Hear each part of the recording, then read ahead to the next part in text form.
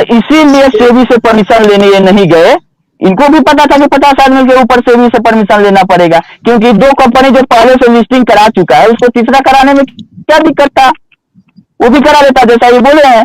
और ये जो एमबी वैली के नाम पर इतना कुछ पैसा उठ रहा है, तो डायरेक्ट एमबी वैली का क्यों नहीं पब्लिक ऑफरिंग ला के उसी में पैसा उठा के उसका डेवलपमेंट किया जा रहा है, कि जितना तिक्रम किया जा रहा है कि इससे उठा के उसको उसका उठा उसका टोपी उसके सर, इसका टोपी उसके सर, ये समझाते समझाते कोर्ट को नहीं समझ में आया, तो लास्ट में हुआ कि तुम अपना संपत्ति समझो, सारा सेबी में पैसा जमा करो और सेबी वापस करेगी। लेकिन लोगों को इतनी जागरूकता नहीं थी, लोगों ने कंटिन्यू रखा सहारा में पैसा जमा करना, विश्वास करना। कन्वर्जन का आप भूल जाइए कि नहीं हुआ कन्वर्जन, मान लिए फ्रेश डिपोजिट लिया। सहारा का कन्वर्जन का मतलब है कि एक जगह की लायबिलिटी को खत्म करना, दूसरी जगह लायबिलिटी बनाना। सहारा ये नहीं बोल रहे कि लायबिलिटी कहीं मेरा नहीं है, एक जगह खत्म हो रहा है, दूसरे से खड़ा हो रहा है, ठीक है, कन्वर्जन नहीं हुआ। तो फ्रेश डिपोजिट जो आया सहारा क्यू शॉप में, उसका भुगतान क्यों नहीं हो रहा है? सोसाइटियों में मान लिया कन्वर्जन नहीं हुआ, तो फ्रेश डिपोजिट तो 1,12,000 करोड़ का आ चुका है, उसका भुगतान कैसे होगा? एमबी वैली में इन्वेस्टमेंट किया, उसका रिटर्न क्यों नहीं आ रहा है? तो ये सारी चीजों से प्रतीत होता है कि कहीं ना कहीं से जाल बुना गया सहारा के द्वारा, अब उसके बस का नहीं है, उससे अपने जाल में अपने फंस की, और जो लायबिलिटी है उस कहीं नजर आ रहा है कि हम लोग नहीं दे पाएंगे, जिससे कोई सामने आके बोलने की जरूर हिम्मत नहीं कर रहा है। हाँ, जिसकी कोई लायबिलिटी नहीं है, जिसका कोई मतलब नहीं है, वो लोग जरूर सामने आ रहे हैं। प्रेस कॉन्फ्रेंस करके क्यों नहीं बता दे रहे हो? इतना कुछ है तो हम लोग क्यों बता, तो यही बता दीजिए कि पेमेंट कब से होगा, सब लोग बोलना बंद कर देगा। आगे हम लोग को क्या करना है? आप मैनेजमेंट की तरफ से है, तो आगे हम लोग क्या करें जिससे हम लोग का पैसा मिल जाए, इसका जानकारी दे दीजिए कि आगे क्या करें हम लोग। कोई वीडियो नहीं बनाएगा, कोई नेगेटिव नहीं बोलेगा, आगे क्या करें? सुन लीजिए, आप बोल रहे हैं कि 1,12,000 करोड़ का फ्रेश इन्वेस्टमेंट है, आप ऐसे कैसे बोल दिए 1,12,000 करोड़ का फ्रेश इन्वेस्टमेंट है? सर 2013 से कन्वर्जन होते हुए आपको बैलेंस शीट पढ़ने आता है? बैलेंस शीट पढ़िए सर, फ्रेश इन्वेस्टमेंट कैसे हो गया? से क्या हुआ? आप आरटीआई करिए सर, हम तो रिपोर्ट लेके बैठे हैं। 1,12,000 करोड़ का फ्रेश इन्वेस्टमेंट कैसे आ गया, कहां से आ गया? हम जब 2013 से कन्वर्जन कर रहे हैं तो फ्रेश इन्वेस्टमेंट बैलेंस शीट जो फाइल किया गया है, आप कन्वर्जन मान नहीं रहे, तो हम बोले कि मान लीजिए कि फ्रेश है, कोई कन्वर्जन नहीं हुआ। आपने बोला कि कन्वर्जन रीइन्वेस्टमेंट नहीं था। आपके पास बैलेंस शीट जो फाइल किया गया है, आप गलत बोल रहे हैं। आपके पास सुनिए, कन्हैया सुमन कह रहे हैं कि मेरे पास 1,12,000 करोड़ की 1,12,000 करोड़ के जो फ्रेश इन्वेस्टमेंट है उसकी बैलेंस शीट है, कॉपी है। आपके डिपॉजिट अमाउंट जो कि सहारा ने फाइल किया है, अगर ये कन्वर्जन नहीं मानते हैं तब हमने कहा कि आप फ्रेश मानिए, लायबिलिटी तो आपकी है, लायबिलिटी है कि नहीं है? मैं कंपनी ने 2013 से कन्वर्जन शुरू की है और कन्वर्जन आज भी हो रही है और वही अमाउंट है। आपको जेल भेजेगी सहारा, जेल भेजेगी, सब बात बोलिएगा तो आपको जेल भेजेगी सहारा, हमको नहीं। फिर आपको जेल भेज सकती है, ये सब बात मत बोलिए कि कन्वर्जन कंपनी ने शुरू कर दिया। कभी कंपनी ने बोला क्या जो हम कन्वर्जन किए हैं? री इन्वेस्टमेंट होता है, और सेम कंपनी में अगर करना है उसको री इन्वेस्टमेंट बोलते हैं। ऐसा नहीं कि रियल एस्टेट का आप क्यू शॉप में कर दीजिए तो री इन्वेस्ट, एसबीआई का पैसा आप पीएनबी में जमा करिएगा तो री इन्वेस्टमेंट होगा आपका जो है। आप उसको नहीं पढ़िए पहले, कन्वर्जन का अंदर जाकर पढ़िए। मैं वही बोल रहा हूँ, री इन्वेस्टमेंट मतलब क्या? अगर एक सर्टिफिकेट का पूरा हो गया, आज पैसा नहीं है तो हमने री इन्वेस्ट किया। कन्वर्जन पर आप मत अटकिए, री इन्वेस्टमेंट अगर हुआ, आप बोल रहे हैं कि री इन्वेस्टमेंट हुआ, आप बोल रहे हैं री इन्वेस्टमेंट हुआ, तो जब री इन्वेस्टमेंट हुआ तो री इन्वेस्टमेंट हुआ तो कैसे हुआ? आप चलिए बोल रहे हैं ना कि री इन्वेस्ट हुआ। अरे मूर्ख आदमी, री इन्वेस्टमेंट हुआ इसका मतलब कि पैसा नहीं। माफी चाहते हैं रीइन्वेस्टमेंट का मतलब होता है कि हम रीइन्वेस्टमेंट नहीं करता तो पैसा शुभम पैसा आपको देना पड़ता है ना, पैसा रीइन्वेस्टमेंट बोलने दीजिए। आप जो है इन्वेस्टमेंट इसी को बोलते हैं कि हम पैसा लेने गए और पैसा के बदले में हम फिर से उसको जमा कर दिए। अगर हम री इन्वेस्टमेंट हम परमिशन नहीं देते तो हमको कैश आपको देना पड़ता, कैश देना पड़ता तो ना। सर वही तो हुआ है री इन्वेस्टमेंट। आप अरे तो कन्वर्जन सर्टिफिकेट आप दिए ना, तो मैं वही बोल रहा हूँ सर, कंपनी नया सर्टिफिकेट क्यों दिए? अच्छा एक नया मिनट, सर्टिफिकेट इन क्यों सब दिए? से जो सोसाइटी में गया हमारे था, पास कैश नहीं है। सोसाइटी में जो गया था,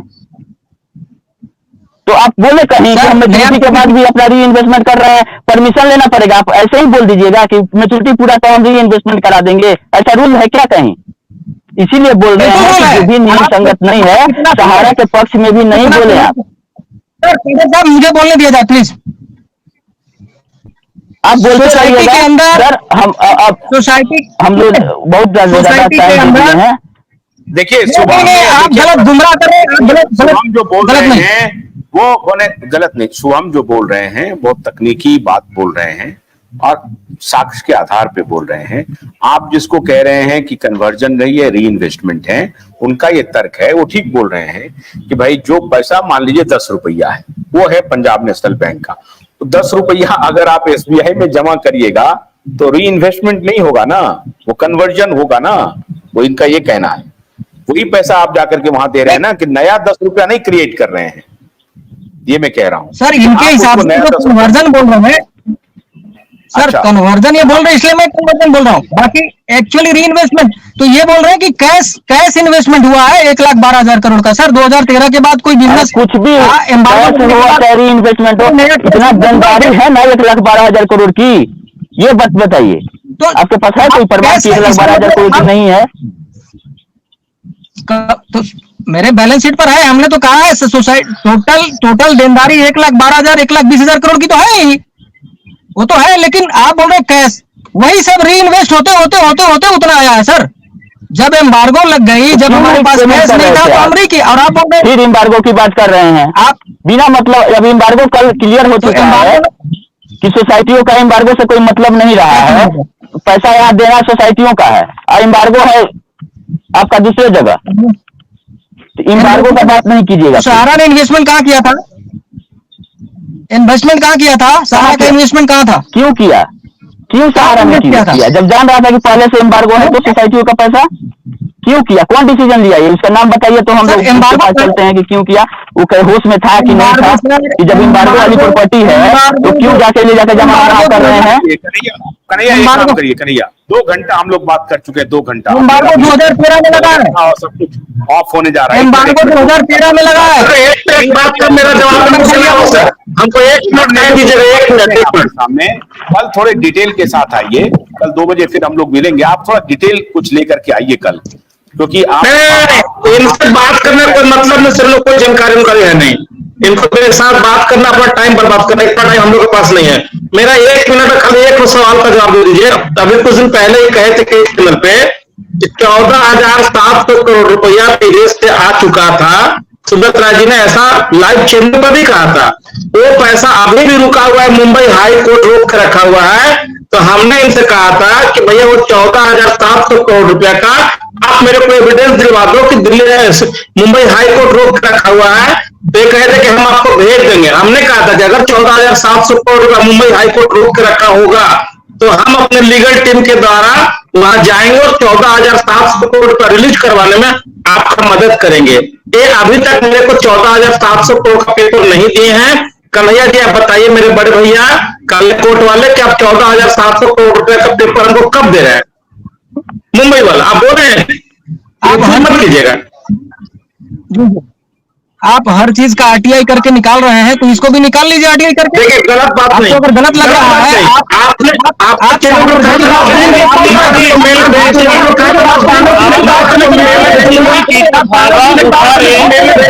किसी चीज का फायदा उठा रहे हैं। नहीं कुमार जी, बात ना पार्टी आप आरटीआई के दायरे में नहीं आते, वो आपको पता भी है।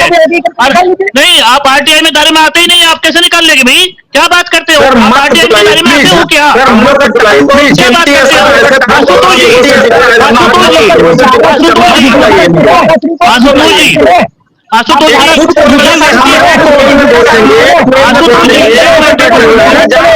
आशुतोष जी ये व्यक्ति है कौन? हम आपसे जानना चाहते हैं, आप इसको किस हैसियत से इस पे बैठा रहे हो चैनल पे?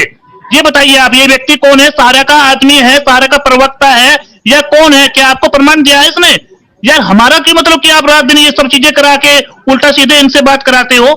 इस व्यक्ति का पता ही नहीं व्यक्ति है कौन, इस व्यक्ति की जानकारी आज तक हमें नहीं है। आज तक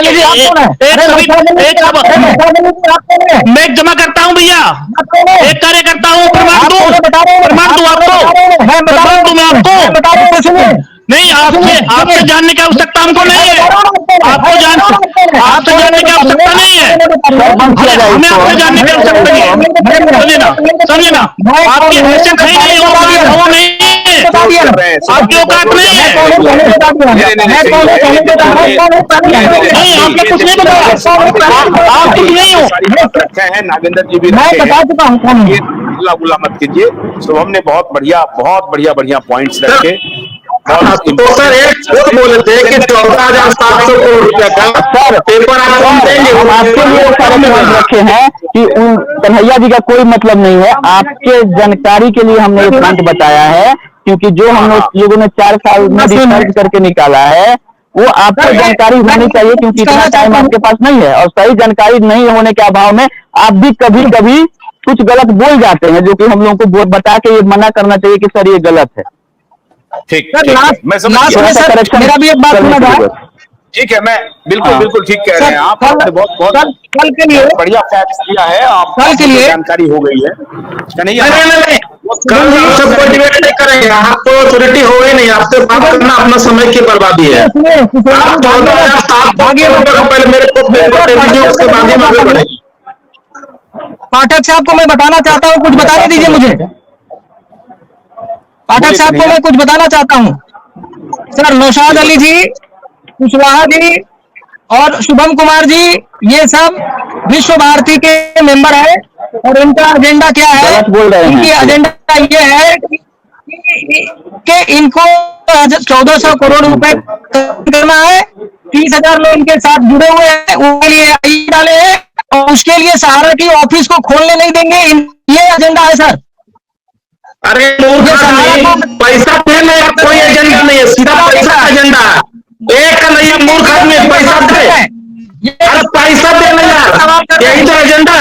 केवल पैसा का ही एजेंडा है, पैसा दिए पैसा मांग रहे, यही तो एजेंडा है। तेरा यार बदसूरत आदमी का सहारा रखना एजेंडा नहीं है, पैसा दे। आप 1 मिनट रुकिए, अब आप रुक जाते हैं। कल परसों में फिर मिलते हैं, चोर कंपनी का चोर आदमी।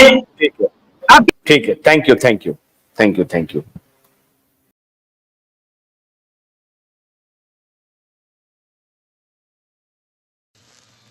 भोलानाथ के 2-in-1 बैटरी ऑपरेटेड हार्वेस्टर कम ब्रश कटर के साथ ट्रॉली अतिरिक्त लागत पर उपलब्ध है।